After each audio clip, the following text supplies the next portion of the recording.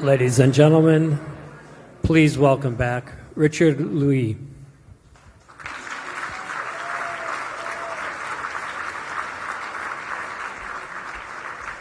That was pretty amazing. It's almost like all of your spidey senses were working because the entire room got quiet. And yes, the moment is here. You feel it? Ladies and gentlemen, it's with great pleasure I get to welcome back up to the stage my hero, my mentor, Senator Elizabeth Dole.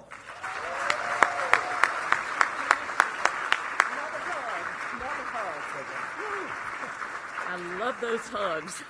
Well, welcome back, everyone. I hope you're all enjoying today as much as I am. And I want you to know I am so proud of my fantastic staff. Aren't they doing a tremendous job?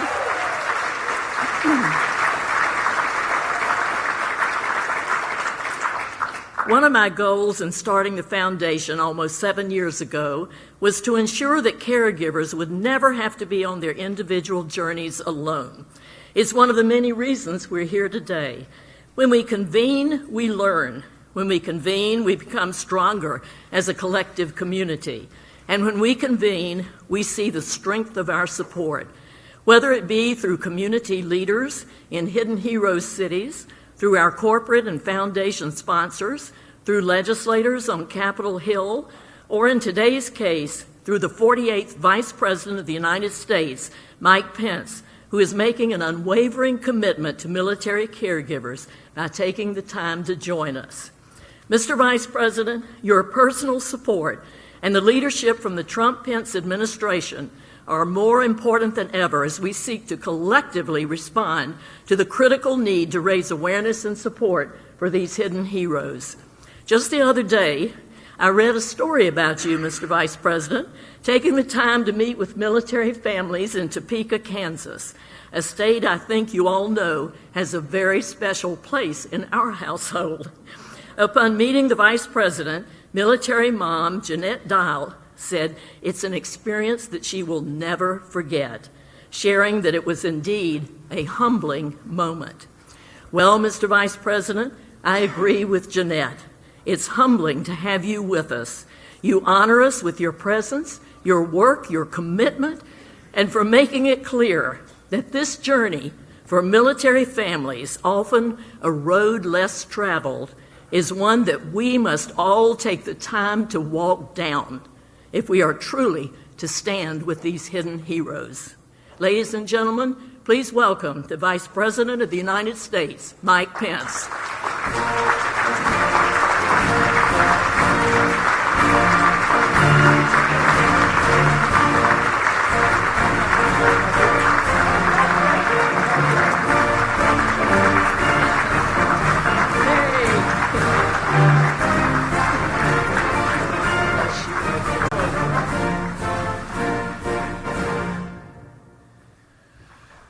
Well, thank you all for that warm welcome. Senator Dole and distinguished guests, it is my great honor. In fact, it is humbling for me to be here at the Hidden Heroes' third annual national convening.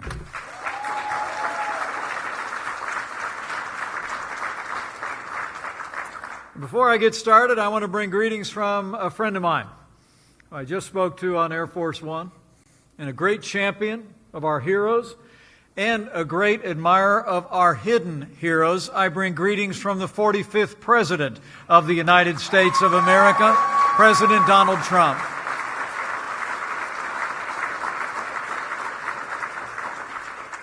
You know, the old book says, if you owe debts, pay debts. If honor, then honor. If respect, then respect.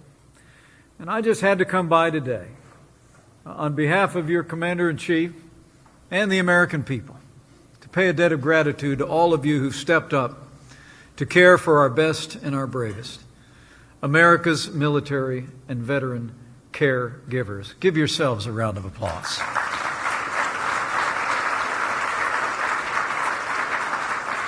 Senator Dole and I were just talking backstage about our veteran caregivers all across this country. Military and veteran caregivers are, in many cases, just everyday Americans.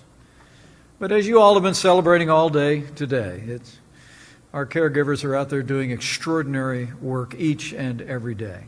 It's amazing to think that today there are more than 5.5 million Americans providing care each and every day, hidden heroes all.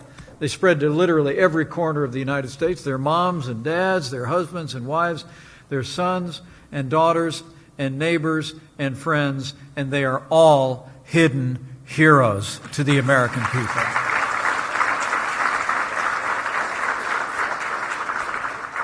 While the stories are different, the calling is the same. It's the calling that our 16th president described so eloquently, to care for them that shall have borne the battle. And it's a noble calling indeed. Our caregivers, our hidden heroes, sacrifice every day to support the men and women who carry wounds or disabilities during or after their service in the armed forces of the United States. And we owe our heroes a debt of gratitude, and we owe these hidden heroes an equal measure. Caregivers' work is constant, as you in this room know, and oftentimes very demanding. Waking up early in the morning, staying up late at night, working tirelessly in the hours in between. Our hidden heroes tend to the injuries or illnesses of their loved ones, both visible and invisible. And whatever our wounded heroes needs, the caregiver does, without a second thought. They give veterans rides to the VA. They manage medications and medical appointments. They assist with activities on a daily living basis. And sometimes our caregivers take time out of their day just to be there, to lend a supporting shoulder or a listening ear. In most cases, they weren't asked to do it, but they do it selflessly and gladly, with a caring heart and a helping hand. Just like the heroes that they support, these extraordinary men and women stand ready to help whenever and however they can. And that's why our military and veteran caregivers truly are America's hidden heroes. And I thank you all for recognizing their contribution to the life of this nation.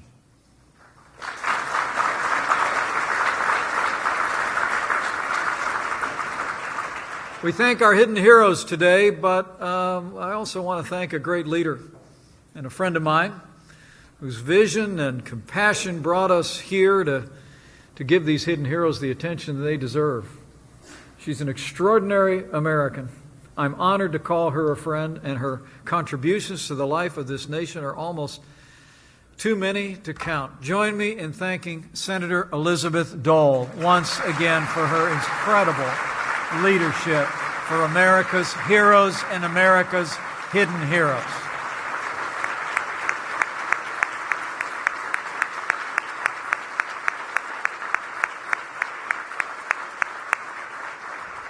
When you think about the work of this organization now for some half a dozen years, it's no real surprise that Senator Dole led the effort. Frankly, she's led a life of service. Served in 5 different presidential administrations. And she was President Reagan's Secretary of Transportation. She was the first President Bush's Secretary of Labor. And she was the first female president of the American Red Cross since its founder a century before. I had the privilege of serving in the United States Congress at the time that she was elected to represent her home state of North Carolina as its first female senator. And she also knows the challenges that our wounded heroes face firsthand. She was inspired, as we all know, by one of the most well-known and courageous and inspiring wounded warriors in American history, her husband of 43 years, the remarkable Senator Robert Dole.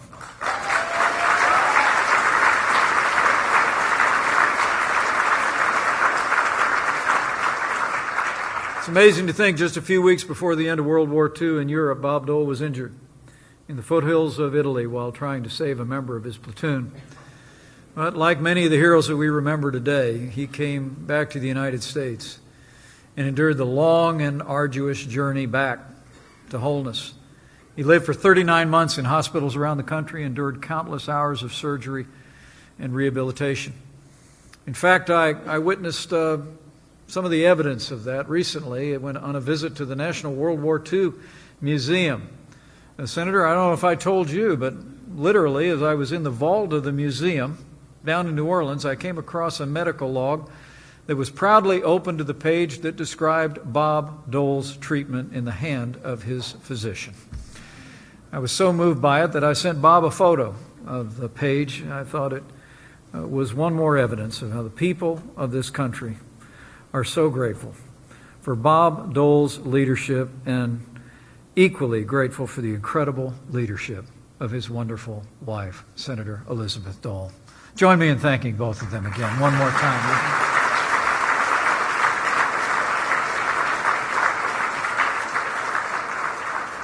But they're examples of personal and physical courage and compassion are really what bring us all here today. On both sides, we celebrate our heroes and our hidden heroes.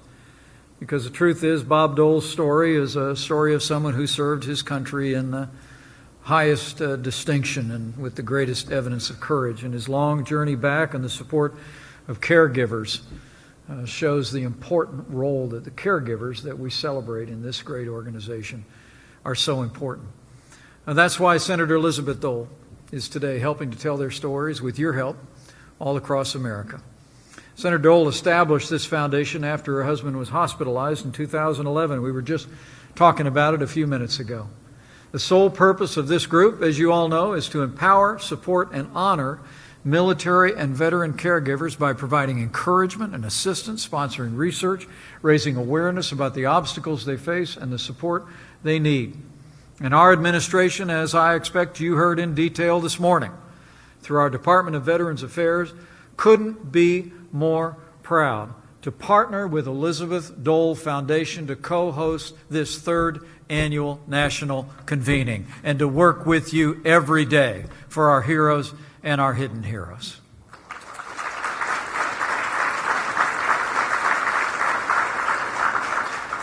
Working with this organization and through Elizabeth's leadership, we're shining a light on our nation's caregivers, and we're really proud to partner with this foundation in developing a critical tool that I'm told was just unveiled today, a resource that's going to help caregivers understand the road to help and help others come alongside them with the right support at the right time. Would you join me in congratulating the VA, the Elizabeth Dole Foundation, and all of our private partners for completing the first ever military and veteran caregiver experience map.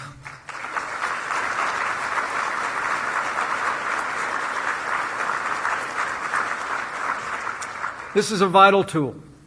It's a vital tool that will help build on all the progress that we've made. And the truth is, it will help people understand the path that lies before them even better.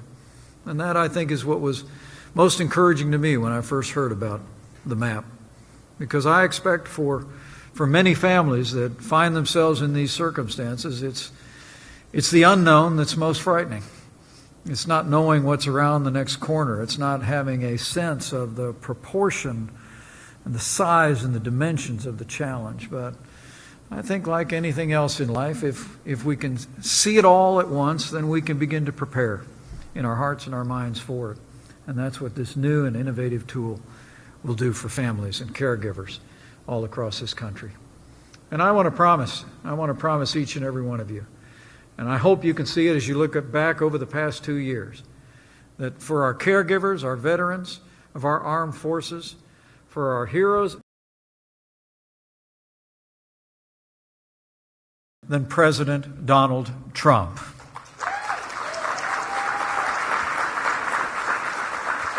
This president and our entire administration care deeply about the men and women of our armed forces and their families. And we've been putting feet on that commitment every single day since Inauguration Day 2017. I mean, if you look at the actions this president's taken this year alone, it's remarkable.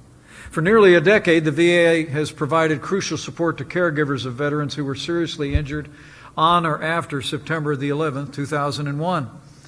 But just a few short months ago, with the strong support and the energetic efforts of the Elizabeth Dole Foundation and Elizabeth Dole, Congress passed and the President signed the VA Mission Act, which extends this program to veterans from every era in America.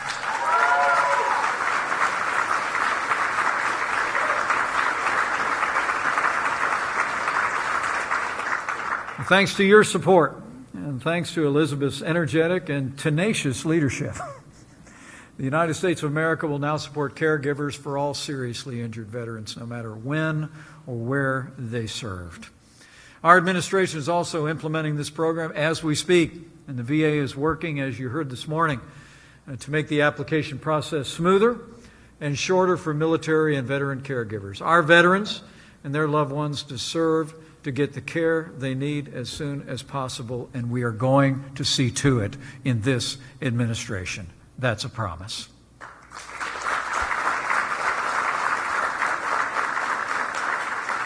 In addition, our administration has also launched the new Center of Excellence for Veteran and Caregiver Research. This initiative, which Secretary Wilkie announced in September, will leverage research and expertise from across the country to ensure that caregivers have the tools and resources they need to support their loved ones. And because of her leadership on this vital issue, I'm pleased to announce the VA's new center will be named after Senator Elizabeth Dole.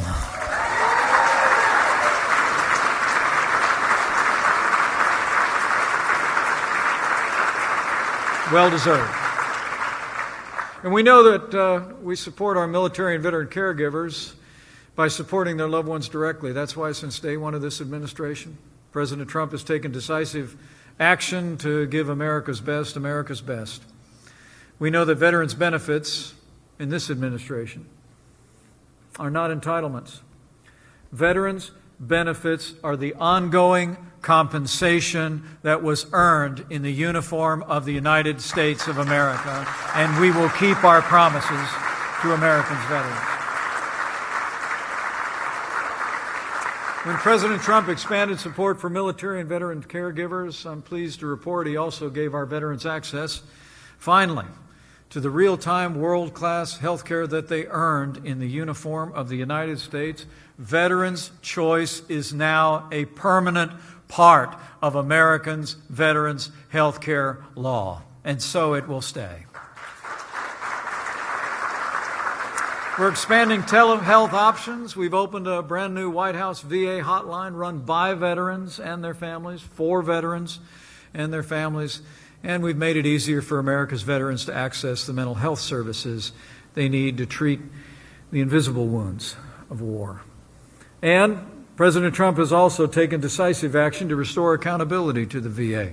Over the past 2 years, I'm pleased to report, with new and renewed authorities given to us by the Congress of the United States and signed into law by the President, today more than 4,200 VA employees have been suspended, fired, or demoted for negligent behavior. We are going to make sure America's best get America's best. We've also brought the VA appeals process into the 21st century, giving our nation's heroes the answers they need on a timeline they deserve. And over the last year, the VA has already identified and paid over $115 million in retroactive benefits to America's veterans. Our administration has also made historic progress toward ending veteran homelessness. Thanks to our reforms at the VA and the Department of Housing and Urban Development, last year alone, nearly 54,000 veterans found permanent housing and access to supportive services.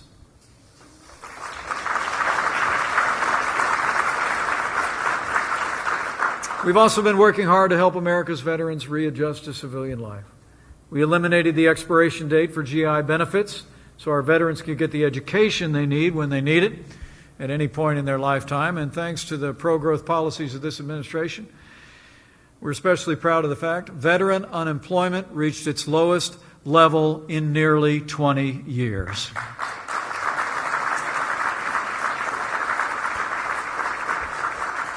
I know we honor our veterans by guaranteeing and ensuring that they receive the benefits that they've earned and that their caregivers have the support that they deserve. But I know you all in this room agreed, especially those who have worn the uniform, that we also honor them by supporting the men and women who are serving at this very hour in the uniform of the United States. And I couldn't be more proud, as the father of a United States Marine, to serve alongside a president who signed the largest increase in our national defense since the days of Ronald Reagan. We're rebuilding our military, and restoring the arsenal of democracy. And I'll make you a promise. We're going to continue to stand by the men and women who are wearing the uniform of the United States. And we're once again going to give our soldiers, sailors, airmen, Marines, and Coast Guard the resources and the training that they need to accomplish their mission and come home. Under President Trump's leadership, I'll make you all a promise. We'll always fight for those who fight for us, especially those who fought for us. We will never take our military, our veterans, heroes all, or our hidden heroes for granted. You know, over the past few years, I've had the privilege to spend time with veterans all across this country and their families, and also met with active duty military personnel as we traveled around America and traveled around the world. And it's always a very humbling experience for me. I'm struck by what that Kansas family said to the local newspaper about feeling humbled. And I understand and appreciate that respect for the office, but I must tell you, it's always very humbling for me to be around men and women who've served in the uniform of this country and their families that have served alongside them, labored at home in prayer, and then particularly those that patiently serve along with them as they recover from injuries that they endured in battle.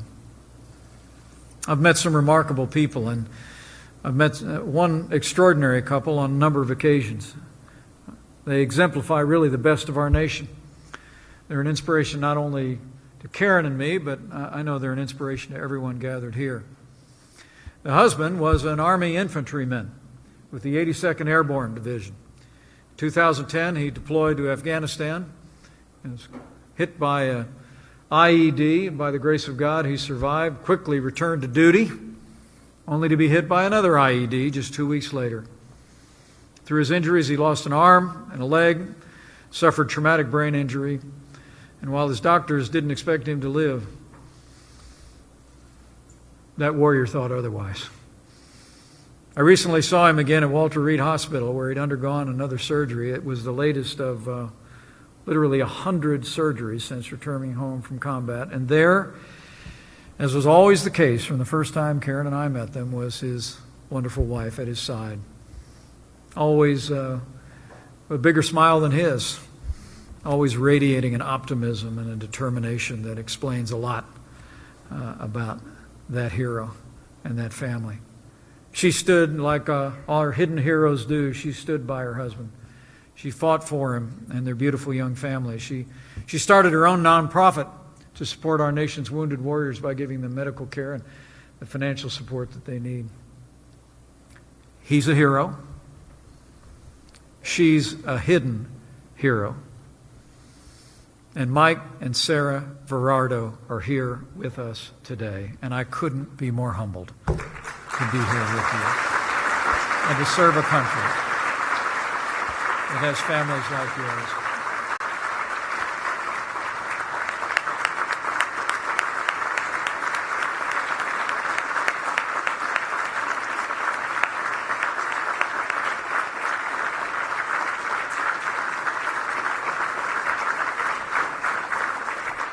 Amazing people, really amazing. And I expect I'll get a little bit of an eye roll from them when I go around to say hello before I leave, because they're not really about the attention, but they are who they are, just inspiring Americans. One in uniform and one beside the one in uniform. Your work in this great organization recognizes that both of them serve. I know that courageous husband of hers feels that every day. And I just want to thank you. I want to thank you not only for the opportunity to address you today, but I just want to thank you for standing by our heroes and by our hidden heroes. The debt that we owe the men and women who've served in uniform, in combat, who've endured physical and mental injuries as a result of their sacrifice. The debt we owe to their families that have stood beside them before, during, and after, we can never fully repay. And your efforts in this organization give evidence of the fact that you know that and that you're determined to lift up these heroes and these hidden heroes. And on behalf of their Commander-in-Chief, on behalf of my little family, I just wanted to say thank you. Thank you for all that you've done here and at the Hidden Heroes Third Annual National Convening. I want to thank again Senator Elizabeth Dole for her great leadership, for the generosity of so many people and organizations represented here today. Let's just each and every one of us leave here today with a burden on our hearts to do more. Whatever we've done before for these extraordinary men and women, these extraordinary heroes and families, let's find a way to help more. Let's find a way to lift up even more. Let's find a way to make sure that they know that the heart of every American is filled with gratitude for their service and sacrifice. Then and only then will we be able to say that we've done our duty for our heroes and our hidden heroes. So thank you all. God bless you for your work, and God bless the United States of America.